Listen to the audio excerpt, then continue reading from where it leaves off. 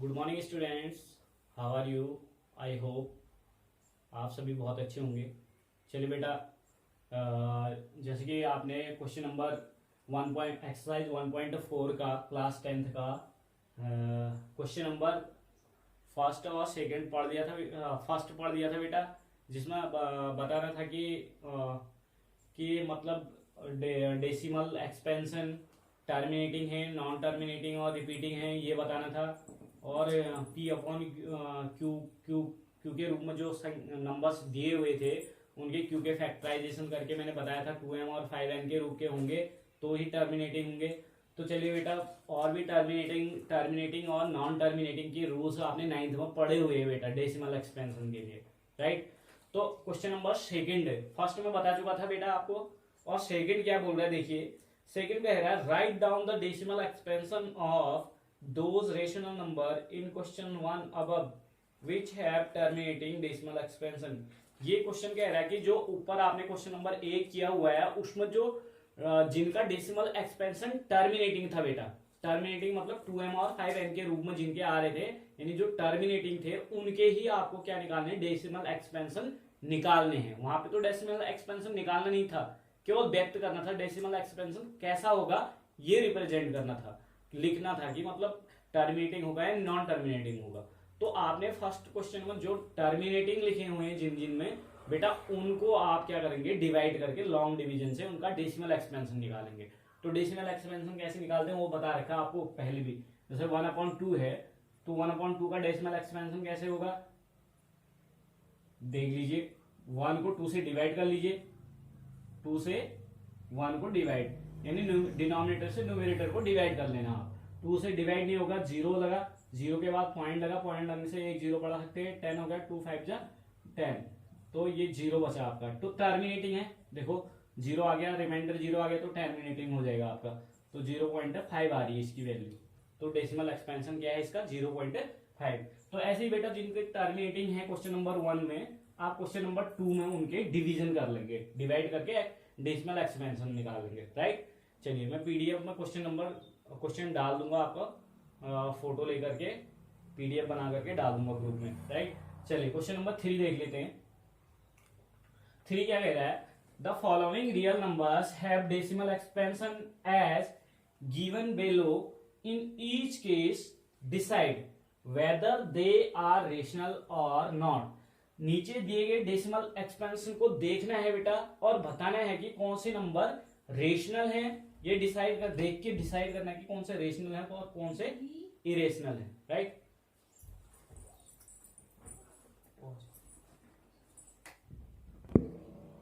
तो चलिए बेटा, क्या पूछा था क्वेश्चन में, क्या पूछा गया था आपको कि जो नीचे दिए गए डेसिमल एक्सपेंशन है इसमें बताना है कि कौन सा डेसिमल एक्सपेंशन देख के ये बताना है कि कौन सा नंबर रेशनल है और कौन सा इरेशनल है, यानी रेशनल नहीं है। और ये भी बताना है इफ दे आर रेशनल, यदि ये रेशनल हैं, end of the form P Q, और पी अपॉन क्यू के फॉर्म में हैं, what can you say about the prime factor of Q. तो आप क्यू के प्राइम फैक्टर्स के बारे में क्या कह सकते हैं, आपको बताना है कि आप ये पूछ रहा है कि what can you say about, आप क्या कह सकते हैं किसके अबाउट, अबाउट मतलब बारे में, prime factors of Q, Q के प्राइम फैक्टर्स के बारे में। चलिए देखते हैं।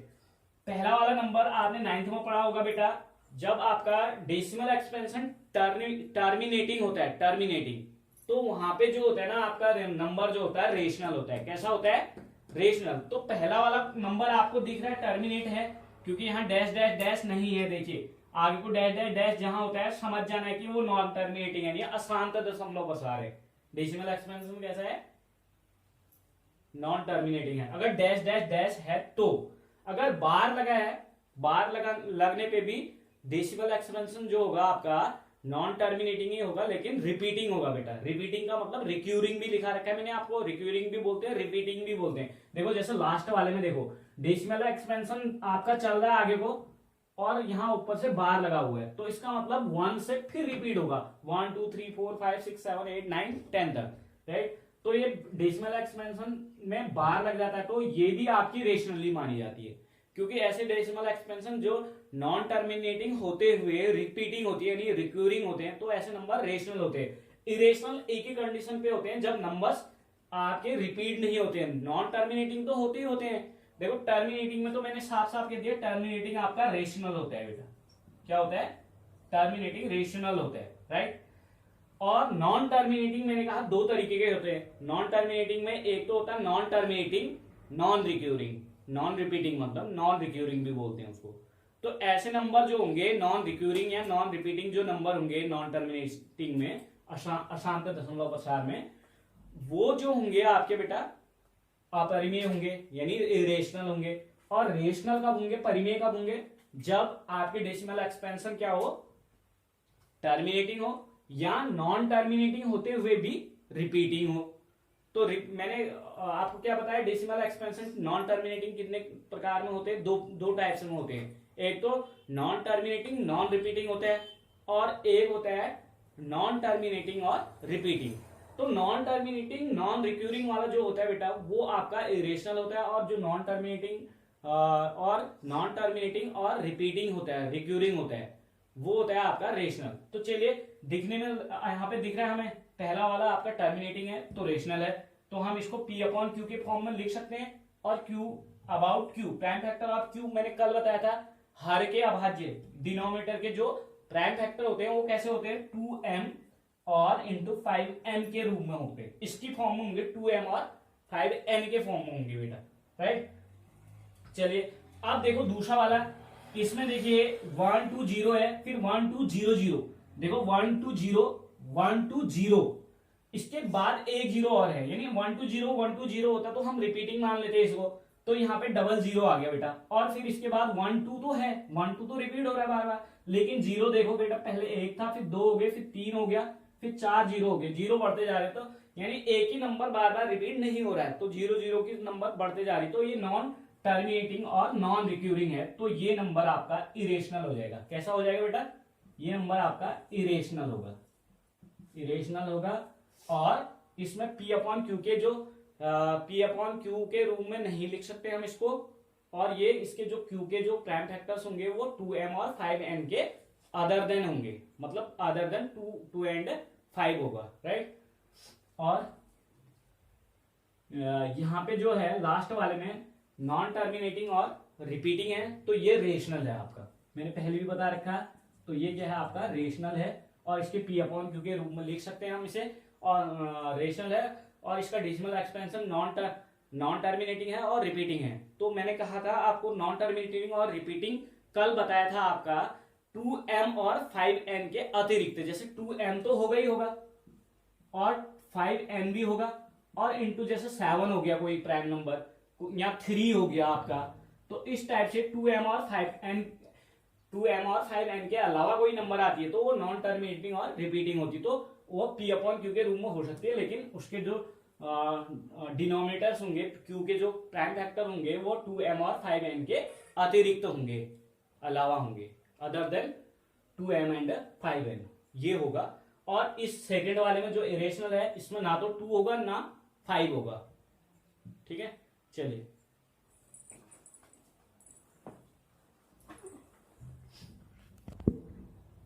चलिए बेटा, तो मैंने ये क्वेश्चन मिटा दिया था, यहाँ पे ये क्वेश्चन उतार दिया बेटा, सॉल्यूशन कर रहे हैं इसका। देखो मैंने कह दिया था इसमें नॉन टर्मिनेट, ये जो है आपका टर्मिनेट हो रहा है, दशमलव प्रसार इसका जो है शांत हो रहा है बेटा। तो ये ऐसे नंबर मैंने कहा था जिनके दशमलव प्रसार शांत होते हैं, यानी डेसिमल एक्सपेंशन टर्मिनेटिंग होते हैं, ऐसे नंबर जो होते हैं आपके बेटा वो रेशनल होते हैं। तो ये लिखेंगे the given number, sorry the given number is a rational number,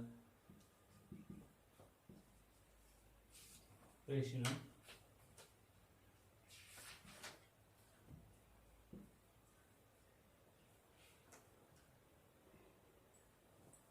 in the given number is a rational number in form of P upon Q। क्या है? The given number is a rational number in form of P upon Q किस form में, P upon Q के form में है, where Q is form of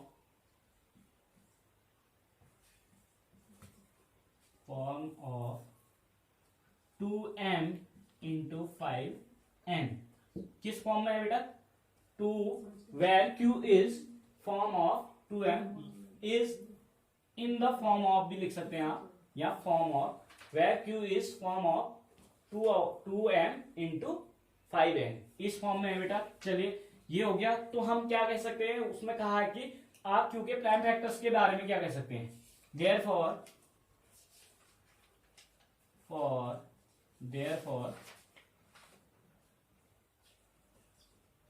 the prime factor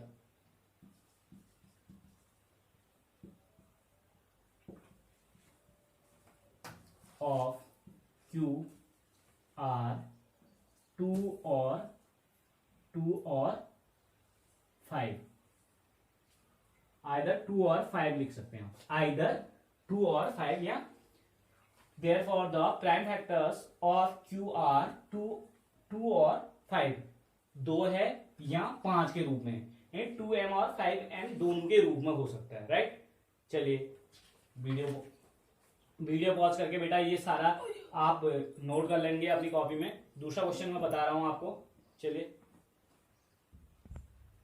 बेटा देखिए, second question मैंने लिख दिया है। मैंने पहले भी बता रखा था कि जो सेकंड नंबर था आपका वो 10.120 देखो बेटा यहाँ 1 2 तो आ रहा है, लेकिन जीरो की नंबर्स बढ़ते जा रहे हैं। पहले 1 0 था, फिर 2 0, फिर 3 0, फिर 4 0, यानी रिपीट नहीं हो रहा है, तो नॉन रिपीटिंग है और नॉन टर्मिनेटिंग है। देखो डैश डैश लग गया तो नॉन टर्मिनेटिंग होगा ही होगा, और जहां पे बार लगेगा वो भी नॉन टर्मिनेटिंग होगा, लेकिन बार लगने की वजह से वो रिपीटिंग हो जाएगा, ठीक है। लेकिन यहाँ पे डैश डैश लग गया, बार नहीं लगा, तो इसका मतलब ये नॉन टर्मिनेटिंग है, प्योर नॉन टर्मिनेटिंग है और रिक्यूरिंग भी नहीं है।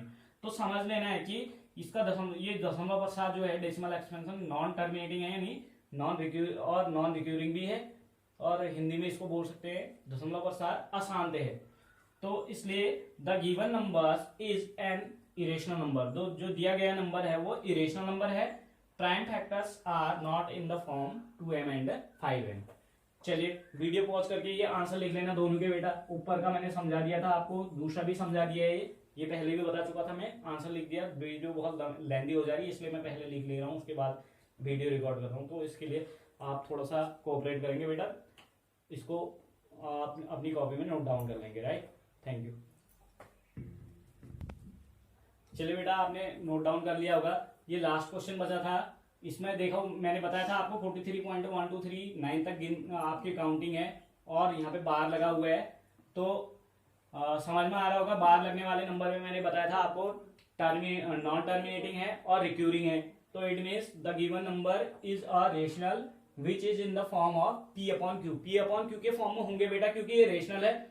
तो प्राइम फैक्टर्स थोड़ा सा डिफरेंट होगा, 2m 5n तो होगा ही होगा, बट उसके अलावा भी मैंने कहा था आपको 2m तो होगा इंटू 5n भी होगा, इंटू प्राइम नंबर 3 हो सकता है, या 7 हो सकता है, या 11 हो सकता है, कुछ भी, कोई भी तीसरी, मतलब 2 और 5 के अलावा मतलब कोई तीसरा प्राइम नंबर्स भी हो सकता है, राइट। तो मैंने यहाँ पे लिख दिया है prime factors of Q R other than 2 and 5। यहां लिख सकते हैं ऐसे, will be, Q will be other than 2m and 5n, यानी प्राइम फैक्टर क्यू के प्राइम फैक्टर जो होंगे 2 और 5 के अतिरिक्त भी होंगे, राइट। Thank you.